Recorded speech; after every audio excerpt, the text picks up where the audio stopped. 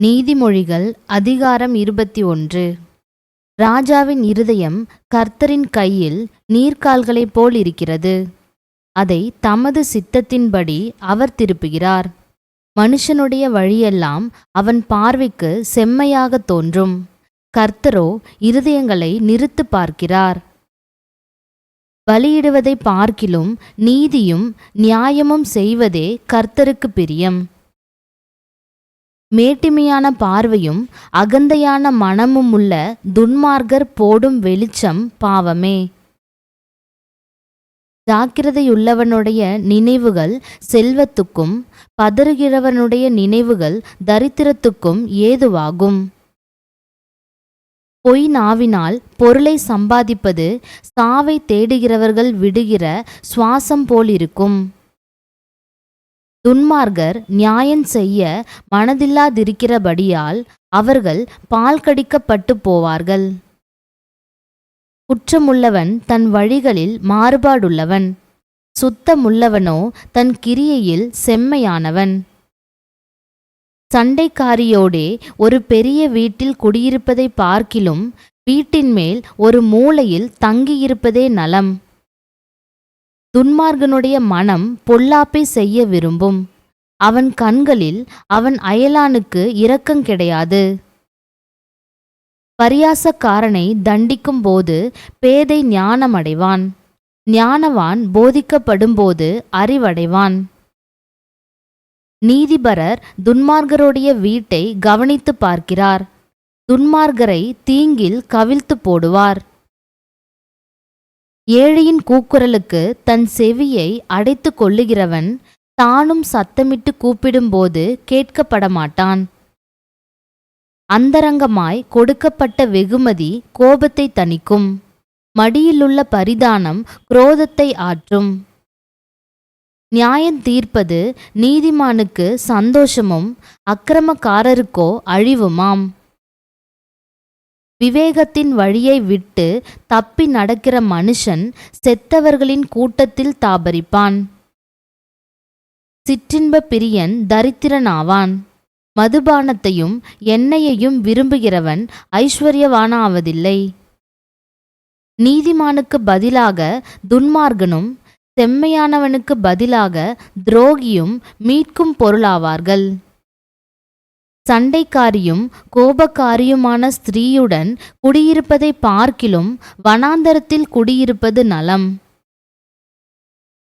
வேண்டிய திரவியமும் எண்ணெயும் ஞானவானுடைய வாசஸ்தலத்தில் உண்டு.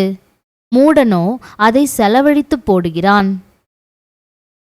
நீதியையும் தயையையும் பின்பற்றுகிறவன் ஜீவனையும் நீதியையும் மகிமையையும் கண்டடைவான். பலவான்களுடைய பட்டணத்தின் மதிலை ஞானமுள்ளவன் ஏறி பிடித்து அவர்கள் நம்பின அரணை இடித்து போடுவான். தன் வாயையும் தன் நாவையும் காக்கிறவன் தன் ஆத்துமாவை இடுக்கண்களுக்கு விலக்கி காக்கிறான். அகங்காரமும் இடும்பும் உள்ளவனுக்கு பரியாசக்காரனென்று பெயர். அவன் அகந்தையான சினத்தோடே நடக்கிறான். சோம்பேறியின் கைகள் வேலை செய்ய சம்மதியாததினால் அவன் ஆசை அவனை கொல்லும். அவன் நாள்தோறும் ஆவலுடன் இச்சிக்கிறான். நீதிமானோ பிசினித்தனமில்லாமல் கொடுப்பான். துன்மார்க்கருடைய பலி அருவருப்பானது. அதை துர்சிந்தையோடே செலுத்தினாலோ எத்தனை அதிகமாய் அருவருக்கப்படும்.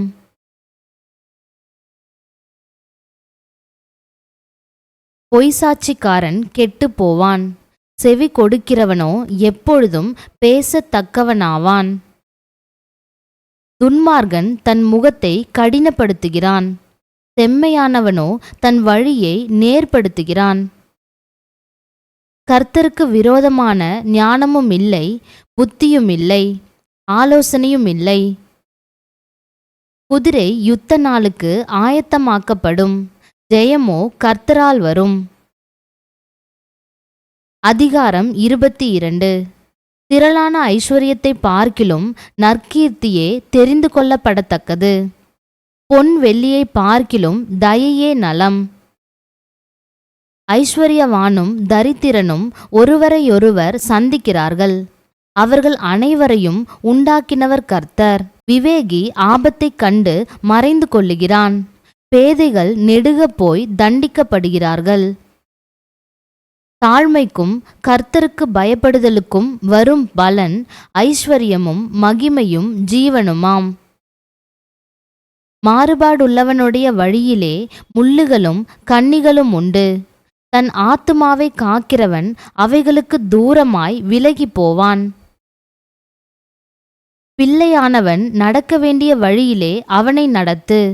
அவன் முதிர் வயதிலும் அதை விடாதிருப்பான்.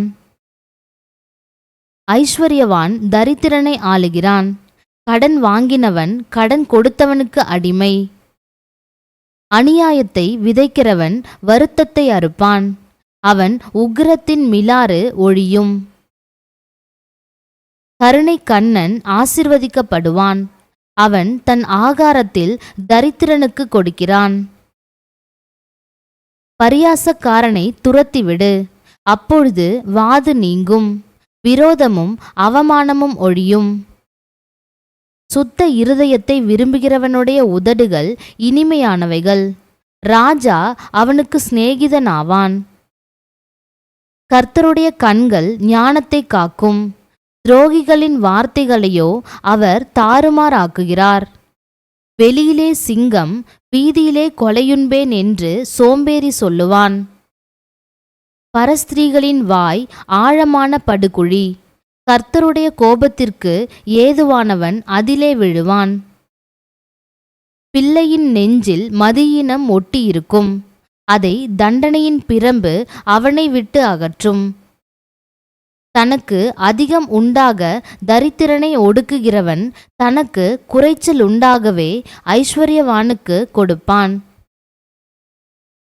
உன் செவியை சாய்த்து ஞானிகளுடைய வார்த்தைகளை கேட்டு என் போதகத்தை உன் இருதயத்தில் வை.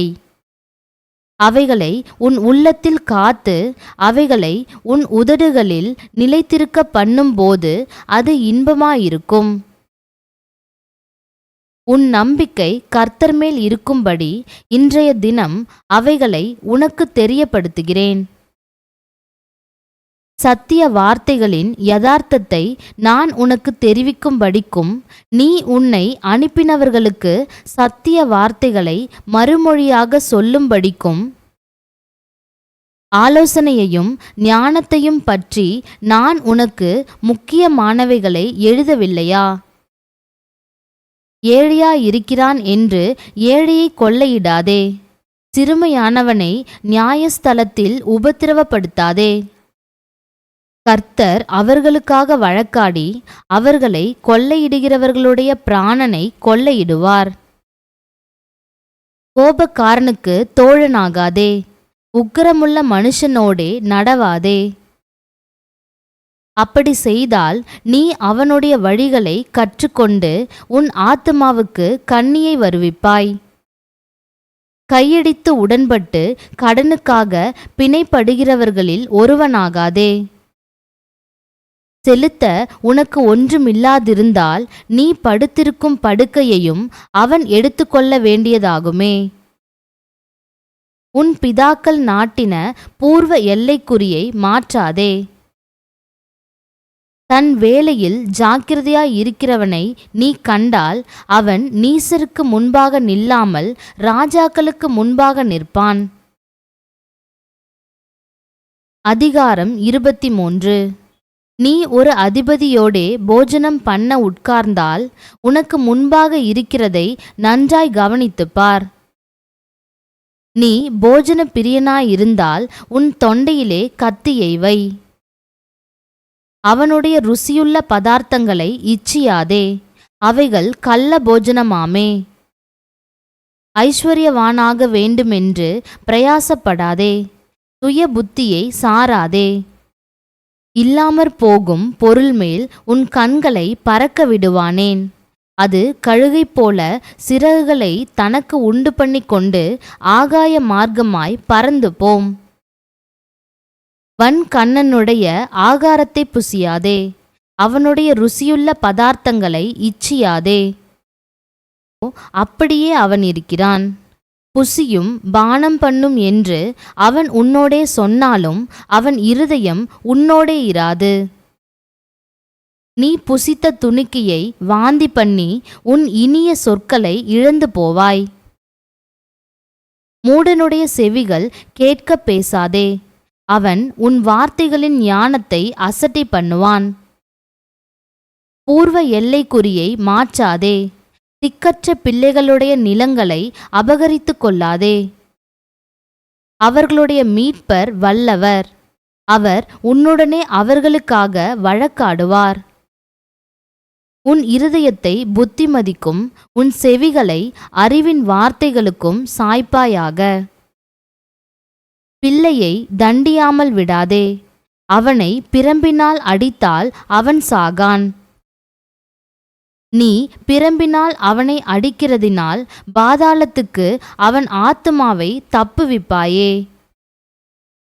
என் மகனே, உன் இருதயம் ஞானமுள்ளதாயிருந்தால் என்னிலே என் இருதயம் மகிழும். உன் உதடுகள் செம்மையானவைகளை பேசினால் என் உள்ளிந்திரியங்கள் மகிழும். உன் மனதை பாவிகள் மேல் பொறாமை கொள்ள விடாதே, நீ நாடோறும் கர்த்தரை பற்றும் பயத்தோடிரு. நிச்சயமாகவே முடிவு உண்டு, உன் நம்பிக்கை வீண் போகாது. என் மகனே, நீ செவி கொடுத்து ஞானமடைந்து உன் இருதயத்தை நல்வழியிலே நடத்து. மதுபான பிரியரையும் மாம்சம் பெருந்தீனிக்காரரையும் சேராதே. குடியனும் போஜன பிரியனும் தரித்திரராவார்கள், தூக்கம் கந்தைகளை உடுத்துவிக்கும். உன்னை பெற்ற தகப்பனுக்கு செவிகொடு, உன் தாய் வயது சென்றவளாகும் போது அவளை அசட்டை பண்ணாதே. சத்தியத்தை வாங்கு, அதை விற்காதே, அப்படியே ஞானத்தையும் உபதேசத்தையும் புத்தியையும் வாங்கு. நீதிமானுடைய தகப்பன் மிகவும் களி கூறுவான், ஞானமுள்ள பிள்ளையை பெற்றவன் அவனால் மகிழுவான். உன் தகப்பனும் உன் தாயும் சந்தோஷப்படுவார்கள், உன்னை பெற்றவள் மகிழுவாள். என் மகனே, உன் இருதயத்தை எனக்குத் தா, உன் கண்கள் என் வழிகளை நோக்குவதாக. பேசி ஆழமான படுகுழி, பரஸ்திரீ இடுக்கமான கிணறு. அவள் கொள்ளைக்காரனைப் போல் பதிவிருந்து மனுஷருக்குள்ளே பாதகரை பெருக பண்ணுகிறாள். ஐயோ, யாருக்கு வேதனை, யாருக்கு துக்கம், யாருக்கு சண்டைகள், யாருக்கு புலம்பல், யாருக்கு காரணமில்லாத காயங்கள், யாருக்கு இரத்தங்கலங்கின கண்கள். மதுபானம் இருக்கும் இடத்திலே தங்கி தரிப்பவர்களுக்கும் கலப்புள்ள சாராயத்தை நாடுகிறவர்களுக்குந்தானே. மதுபானம் இரத்த வருணமாயிருந்து பாத்திரத்தில் பளபளப்பாய் தோன்றும்போது நீ அதை பாராதே, அது மெதுவாயிறங்கும். முடிவிலே அது பாம்பைப் போல் கடிக்கும், விரியனைப் போல் தீண்டும். உன் கண்கள் பரஸ்திரீகளை நோக்கும், உன் உள்ளம் தாறுமாறானவைகளை பேசும். நீ நடுக்கடலிலே சயனித்திருக்கிறவனைப் போலும் பாய்மரத்தட்டிலே படுத்திருக்கிறவனைப் போலும் இருப்பாய். என்னை அடித்தார்கள், எனக்கு நோகவில்லை, என்னை அறைந்தார்கள், எனக்கு சுரணையில்லை. நான் அதை பின்னும் தொடர்ந்து தேட எப்பொழுது விழிப்பேன் என்பாய். அதிகாரம் 24. பொல்லாத மனுஷர் மேல் பொறாமை கொள்ளாதே, அவர்களோடே இருக்கவும் விரும்பாதே. அவர்கள் இருதயம் கொடுமையை யோசிக்கும், அவர்கள் உதடுகள் தீவினையை பேசும். வீடு ஞானத்தினாலே கட்டப்பட்டு விவேகத்தினாலே நிலைநிறுத்தப்படும். அறிவினாலே அறைகளில் அருமையும் இனிமையுமான சகலவித பொருள்களும் நிறைந்திருக்கும். ஞானமுள்ளவன் பலமுள்ளவன், அறிவுள்ளவன் தன் வல்லமையை அதிகரிக்க பண்ணுகிறான். நல்யோசனை செய்து யுத்தம் பண்ணு, ஆலோசனைக்காரர் அநேகரால் ஜெயங்கிடைக்கும். மூடனுக்கு ஞானம் எட்டாத உயரமாயிருக்கும், அவன் நியாயஸ்தலத்தில் தன் வாயைத் திறவான். தீவினை செய்ய உபாயம் செய்கிறவன் துஷ்டன் எனப்படுவான். தீய நோக்கம் பாவமாம். பரியாசக்காரன் மனுஷருக்கு அருவருப்பானவன். ஆபத்து காலத்தில் நீ சோர்ந்து போவாயானால் உன் பலன் குறுகினது. மரணத்துக்கு ஒப்பிக்கப்பட்டவர்களையும் கொலையுண்ண போகிறவர்களையும் விடுவிக்க கூடுமானால் விடுவி. அதை அறியோம் என்பாயாகில் இருதயங்களை சோதிக்கிறவர் அறியாரோ? உன் ஆத்துமாவை காக்கிறவர் கவனியாரோ? அவர் மனுஷருக்கு அவனவன் கிரியைக்கு தக்கதாக பலனளியாரோ? என் மகனே, தேனை சாப்பிடு, அது நல்லது. கூட்டிலிருந்து ஒழுகும் தேன் உன் வாய்க்கு இன்பமாயிருக்கும். அப்படியே ஞானத்தை அறிந்து கொள்வது உன் ஆத்துமாவுக்கு இன்பமாயிருக்கும். அதை பெற்றுக்கொண்டால் அது முடிவில் உதவும். உன் நம்பிக்கை வீண் போகாது. துஷ்டனே, நீ நீதிமானுடைய வாசஸ்தலத்துக்கு விரோதமாய் பதிவிராதே. அவன் தங்கும் இடத்தை பாழாக்கி போடாதே. நீதிமான் 7 தரம் விழுந்தாலும் திரும்பவும் எழுந்திருப்பான். துன்மார்க்கரோ தீங்கிலே இடருண்டு கிடப்பார்கள். உன் சத்துரு விழும்போது சந்தோஷப்படாதே. அவன் இடரும்போது உன் இருதயம் களிகூராதிருப்பதாக.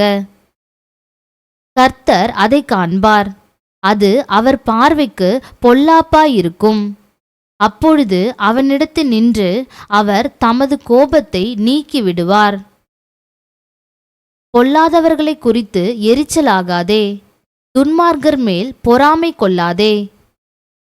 துன்மார்க்கனுக்கு நல்முடிவு இல்லை. துன்மார்க்கனுடைய விளக்கு அணைந்து போம். என் மகனே, நீ கர்த்தருக்கும் ராஜாவுக்கும் பயந்து நட. கலகக்காரரோடு கலவாதே. சடுதியில் அவர்களுடைய ஆபத்து எழும்பும். அவர்கள் இருவரின் சங்காரத்தையும் அறிந்தவன் யார்? பின்னும் ஞானமுள்ளவர்களின் புத்திமதிகள் என்னவெனில், நியாயத்திலே முகதாட்சண்யம் நல்லதல்ல. துன்மார்க்கனை பார்த்து நீதிமானாயிருக்கிறாய் என்று சொல்லுகிறவனை ஜனங்கள் சபிப்பார்கள். பிரஜைகள் அவனை வெறுப்பார்கள். அவனை கடிந்து கொள்ளுகிறவர்கள் மேல் பிரியமுண்டாகும். அவர்களுக்கு உத்தம ஆசீர்வாதம் கிடைக்கும். செம்மையான மறுமொழி சொல்லுகிறவன் உதடுகளை முத்தமிடுகிறவனுக்கு சமானம். வெளியில் உன் வேலையை எத்தனப்படுத்தி வயலில் அதை ஒழுங்காக்கி பின்பு உன் வீட்டை கட்டு. நியாயமின்றி பிறனுக்கு விரோதமாய் சாட்சியாக ஏற்படாதே. உன் உதடுகளினால் வஞ்சகம் பேசாதே. அவன் எனக்கு செய்த பிரகாரம் நானும் அவனுக்கு செய்வேன். அவன் செய்த செய்கைக்கு தக்கதாக நானும் அவனுக்கு சரி கட்டுவேன் என்று நீ சொல்லாதே. சோம்பேறியின் வயலையும் மதியீனனுடைய திராட்சத் தோட்டத்தையும் கடந்து போனேன். இதோ அதெல்லாம் முள்ளுக்காடாயிருந்தது. நிலத்தின் முகத்தை காஞ்சொறி மூடினது. இதோ அதெல்லாம் முள்ளுக்காடாயிருந்தது. நிலத்தின் முகத்தை காஞ்சொறி மூடினது. அதன் கற்சுவர் இடிந்து கிடந்தது. அதை கண்டு சிந்தனை பண்ணினேன்.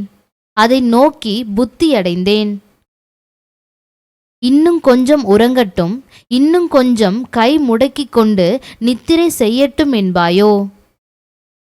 உன் தரித்திரம் வழிபோக்கனைப் போலும் உன் வறுமை ஆயுதமணிந்தவனைப் போலும் வரும்.